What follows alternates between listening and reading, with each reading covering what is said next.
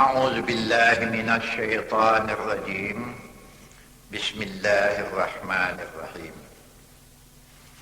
الحمد لله رب العالمين، والصلاة والسلام على أشرف الأنبياء والمرسلين وعلى آله وأصحابه أجمعين.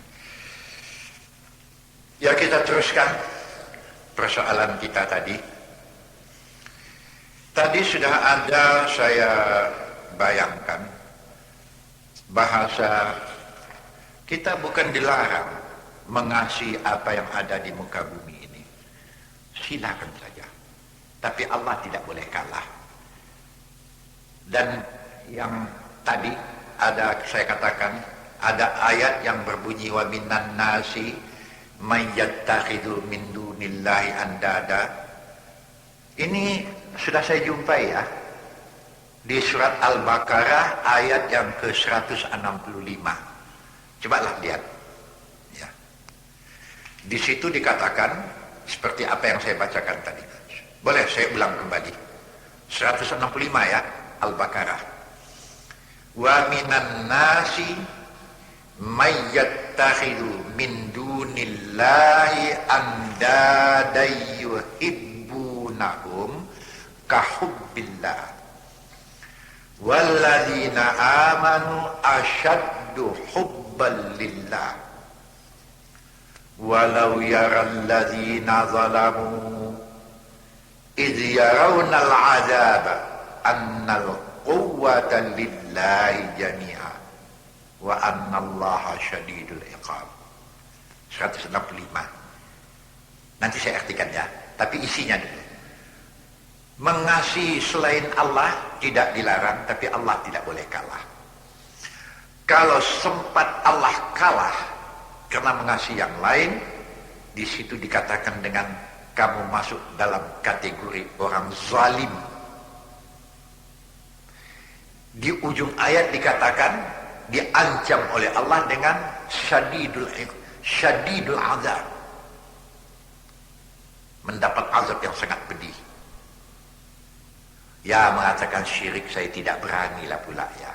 Tapi masuk neraka ya, mendapat azab yang sangat pedih. Ayat itu artinya begini. Ada sebahagian manusia. Sebahagian manusia yang dimaksud di sini yang mengakui juga bahwa Allah itu Tuhannya, bukan tidak diakuinya. Man yattakhidhu min dunillahi andada. Mereka jadikan selain Allah itu serupa dengan Allah kedudukannya, dengan tidak dia sadar ya. Jadi kesudahannya Allah itu berbilang untuk dia, padan kekuasaan sama sekali di tangan Allah. Yuhibbunahum kahubbillah. Mereka kasihi yang lain daripada Allah seperti kasih mereka kepada Allah. Walladzina aman, tapi mereka yang beriman kepada Allah asyaddu hubban lillah, kasihnya kepada Allah mengatasi segala-galanya.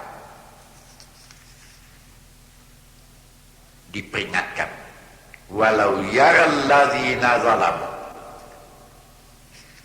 Yaral ladzina zalamu ini kan dimasukkan orang yang macam ini dalam kategori manusia zalim. Walau yaral ladzina zalamu, orang yang macam ini pada saat dia melihat azab nanti, disitulah baru disaksikannya sendiri annal quwwata lillahi jami'a. Kekuasaan, kekuatan itu penuh berada di tangan Allah. Dan dimaksud dengan annal quwwata lillahi jami'a, penuh di tangan Allah ya. Wa annallaha syadidul azab. Azab yang pedih akan mereka jumpai. Sebab itu jangan bikin tingkah ya. Saat di ayat berikut ini menerangkan juga ada sebagian orang yang bikin tingkah ya. Fanatik akibat dengan menyembah atau meminta berkat, meminta sesuatu kepada selain Allah. Tiba di sana baru mereka berlepas diri. Ittabarra alladzina tubi'u minalladzina taba'u.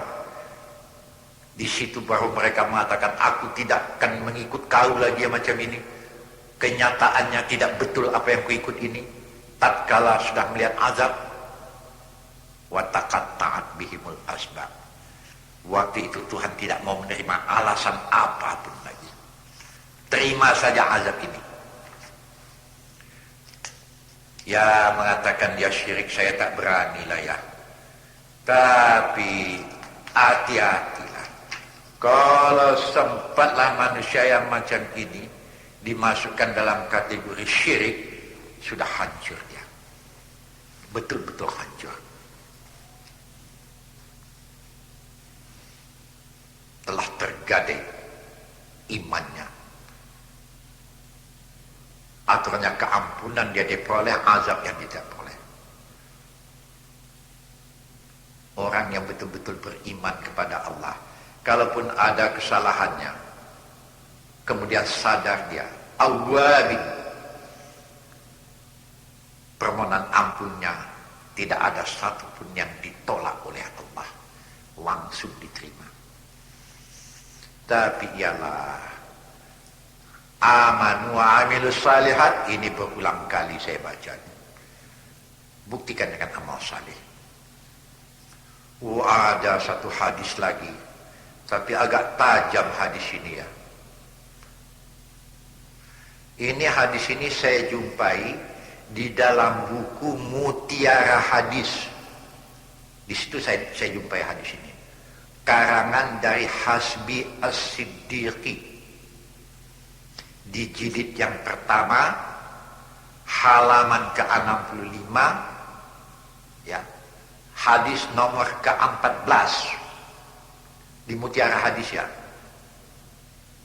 Di situ saya baca hadis ini dari Suhail bin Abdullah bin At-Tastari. Oh, ini bagus saya sampaikan kepada tuan-tuan jadi pegangannya. Bunyi hadis itu begini. Kata Nabi, al-imanu qaulun wa amalun wa niyatun wa sunnatun. Al-iman idza kana qaulan bila amalin fahuwa kufrun. Wah, tajam kali ini ya. Wa idza kana qalan wa amalan bila niyatin fahuwa nifaqun. Wa idza kana qaulan wa amalan wa niyatan bila sunnatin fahuwa bid'atun. Wah, saya artikan sajalah, tak usah saya komentar lagi ya. Saya tidak mau menyinggung orang lain sebetulnya, tapi bagaimanapun hadis ini saya bacakanlah ya. Kata Nabi, iman itu ucapan, maksudnya syahadat, dan amalan anggota, niat, iktikad, dan sesuai dengan sunnah Nabi. Jadi 4. Jadi baru diakui orang itu orang yang beriman. Jadi ini saya masukkan saja kalau ditanyakan, yang iman itu apa? Harus menjadi kenyataan 4 persoalan dalam kehidupannya. Qaulun wa amalun wa niyatun wa sunnatun. Ucapan, pengakuan atau syahadat, buktikan dengan amal. Amal ini harus dengan ikhlas, dan amal ini harus sesuai dengan sunnah Nabi. Wah, ini tajam ya. Kelanjutannya, iza kana qaulan bila amalin. Apabila pengakuan iman itu hanya ucapan lidah saja, bila amalin, tapi tidak dibuktikan dengan amal, fahuwa kufrun. Itu kafir. Ya Allah, kufur ya, kafir. Subhanallah. Kemudian apa lagi? Wa idza kana qalan wa amalan bila niyatin fahuwa nifaqun. Apabila ucapannya itu memang dibuktikannya dengan amalan, tetapi tidak karena niat, tidak karena Allah, iktikadnya, akidahnya memperbuat itu bukan karena Allah, itu adalah munafik. Ya. Serupa saja ya, seperti beberapa orang munafik di Madinah ikut sembahyang ke masjid dengan Nabi, tapi maksudnya menyesuaikan diri agar jangan tersingkir di kota Madinah karena dia pedagang. Sembahyang Nabi ikut sembahyang, tapi niatnya hanya untuk menyesuaikan diri, tapi bukan karena ingin mendapat rahmat Allah. Itu dimasukkan dalam kategori munafik. Kemudian berikutnya dikatakan lagi, wa iza kana qaulan wa amalan wa niyatan bila sunnatin fa huwa bid'ah. Apabila ucapan yang diucapkannya itu memang sudah dibuktikannya dengan amal, memang niatnya agar mendapat keredaan dan keampunan Allah, tetapi kalau yang dibikinnya itu tidak sesuai dengan sunnah Rasul, itu namanya mengada-ngada. Kata-kata yang semacam ini juga kita dapati di dalam hadis An-Nasa'i. Di dalam bukunya, buku Iman, ada satu buku yang bernama Iman yang dikarang oleh Imam An-Nasa'i. Ini saya jumpai di halaman yang ke-69. Di situ juga kita jumpai la yaqbalullahu qaulan wa amalan wa niyatan illa bima wafaqal kitab wa sunnah. Di situ juga kita jumpai, apabila semua yang diamalkan walaupun itu niatnya ikhlas, ingin mendapat keredaan Allah, tapi kalau tidak sesuai dengan tuntunan Allah dan Rasul, maka yang semacam itu juga tidak dapat diterima. Jadi hati-hatilah menghadapi persoalan-persoalan iman, patuh, sami'na wa ata'na, tapi harus sesuai dengan tuntunan Allah dan Rasul. Inilah yang selalu saya dengung-dengungkan kemana-mana ya. Kadang-kadang karena kasih kepada dunia, bukan dilarang ya, tapi sampai tergadai iman tu, ya Allah, terlalu banyak isi Quran kita jumpai, banyak sekali. Ulaikal ladzina ishtaraw dhalalata bil huda wal azab bil maghfirati fama asbaru malan nar. Ditutup, apa bisa tahan dengan neraka? Bukan itu lagi ya. Akibat daripada menyesuaikan diri dengan adat kebiasaan. Kita tidak dilarang beradat, silakan. Tapi kalau adat ada yang tidak sesuai dengan ketentuan Allah atau berlawanannya, kita diamkan. Memang menyampaikannya harus bijaksana, tapi menyetujui padahal sudah berlawanan dengan hukum Allah, ini termasuk yaktumu nama anzalallah. Jadi toleransi itu boleh saja selama tidak ada larangan Allah. Coba nanti baca di surat Al-Baqarah ayat yang ke-100 berapa ini? 174 ya. Betul, 174. Di situ dikatakan innal ladzina yaktumuna ma anzalallahu minal kitab. Mereka yang menyembunyikan apa yang sudah jelas datang dari Allah minal kitab, buat kita Quran. Untuk yang dulu masalah Injil, Taurat, Zaburnya, mereka sembunyikan ma anzalallahu minal kitab wa yashtaruna bihi samanan qalila. Mereka sembunyikan ini karena ingin mendapatkan penghargaan dunia atau mendapat nikmat dunia. Sebab kalau ini dia katakan nikmat dunianya hilang, apa yang diperolehnya karena itu? Ulaika ma yakuluna fi butunim illan nara. Ini serupa saja dengan apa yang mereka peroleh, yang mereka masukkan ke dalam perut mereka, neraka yang dimasukkannya itu. Akibatnya wala yukallimuhumullahu yaumal qiyamah. Pada waktu hari kiamat Allah tidak memperdulikan orang ini. Wala yuzakkihim. Keampunan juga mereka tidak berhak menerima. Walahum azabun alim. Azab yang pedih yang akan mereka terima. Kekal saya tak tahu, Tuhanlah yang tahu. Ulaika alladzina ishtaraw dhalalata bil huda. Ini ayat kelanjutannya. Mereka ini serupa saja dengan menjual petunjuk dengan kesesatan.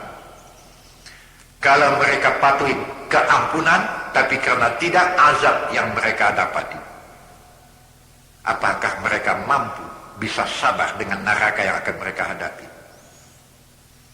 Siapa orang ini? Lebih jelas lagi di ayat yang ke-176 dikatakan, zalika, kelompok orang ini ialah bi annallaha nazzalal kitaba bil haqq. Apa yang datang dari Allah yang sudah tertulis dalam Alkitab itu yang benar, itulah ikut. Wa innal ladzina ikhtalafu fil kitab. Tapi mereka yang sudah menyeleweng daripada ajaran Alkitab, lafi syikakim ba'id. Sungguh mereka itu sudah jauh sekali sesat yang mereka tempuh. Inilah kata-kata ucapan atau wahyu yang tajam yang disampaikan kepada kita. Sebab itulah kami ya, pendakwah-pendakwah, sahabat-sahabat saya, jujurlah menyampaikan apa yang dari Allah. Memang bijaksana itu disuruh. Janganlah sampai tergadai iman, akidah karena persoalan dunia. Memang betul, jelas, wala tansa nasibaka minad dunya, betul. Ambillah dunia, tapi wabtari fima atakallahu daral akhirah, itu gunakanlah itu sama sekali agar selamat masa hidupmu di akhirat. Wala tansa nasibaka minad dunya. Memang soal dunia ambillah, Tuhan tidak marah. Nikmat Allah yang ada di dunia ini, ambil. Bahkan dikatakan di situ dengan wala tansa nasibaka minad dunya. Jangan sampai engkau lupakan soal dunia, ambil. Ya. Tapi pergunakanlah untuk keselamatan hari akhiratmu. Jangan seperti Nabi Adam ya. Memang mungkin karena silap barangkali, saya juga mengomentarnya tidak berani. Komentarnya terserah sajalah kepada tuan-tuan. Kan waktu Adam di dalam surga, Adam kan sudah di dalam surga, bikin satu kesalahan. Kesalahan yang dibikin di ayat dikatakan wala taqraba hadhihi syajarah fatakuna minaz zalimin. Ada satu larangan. Ini dijumpai dalam surat Al-Baqarah ayat yang ke-35. Dikatakan wa qulna ya Adam uskun anta wa zawjukal jannata wa kula minha ragadan haitsu syi'tuma wa la taqraba hadhihi syajarah fatakuna minaz zalimin. Kami katakan kepada Adam, tinggallah di surga ini, engkau dengan istri engkau Hawa, makan apa mau, tapi hanya satu larangan, wala taqraba hadhihi syajarah, jangan engkau hampiri ini pohon. Saya juga tidak tahu pohon apa itu, tapi di surat Taha dikatakan dengan syajaratul khuldi. Di situ dikatakan syajaratul khuldi. Apa itu syajaratul khuldi saya juga tidak tahu. Jangan dekati. Buah surga sudah pasti tidak beracun. Cuma larangan ini kan cuma untuk mengingatkan agar jangan lupa dengan Allah. Akhirnya setanlah yang bermain dia. Dirayu oleh setan. Panjang jalan ceritanya. Akhirnya terkicuh Adam dengan Hawa.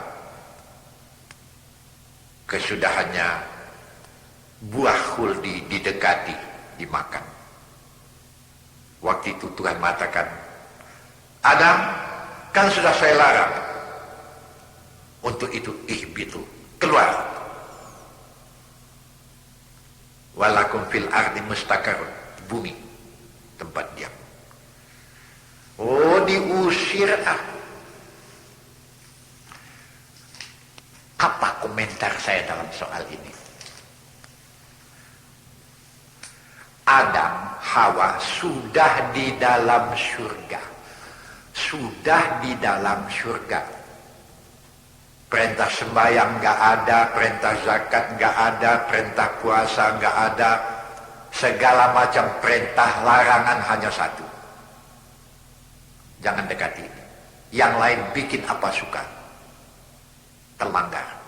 Sudah di dalam surga, bikin satu kesalahan, diusir dari surga.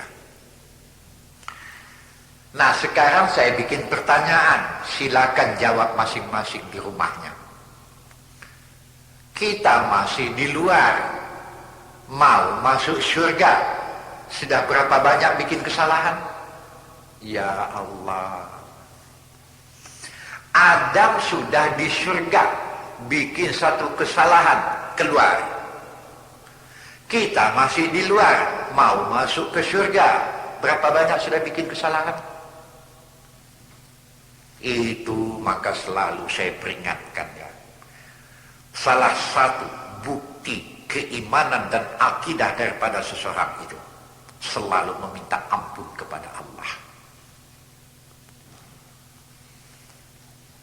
Surat Qaf ya, ayat yang ke-31, 32, 33. Ya, saya artikan ya.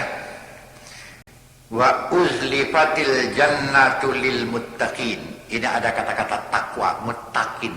Orang takwa disebut dengan muttaqin. Ya. Ya, pembicaraan kita kan mengenai iman dan takwa ini. Iman, takwa itu harus jalan. Kami hampirkan surga. Bagi orang yang takwa tidak jauh. Maksudnya kami mudahkan jalan ke surga. Hadza ma tu'adun. Ini kata Tuhan janji Allah terhadap kamu.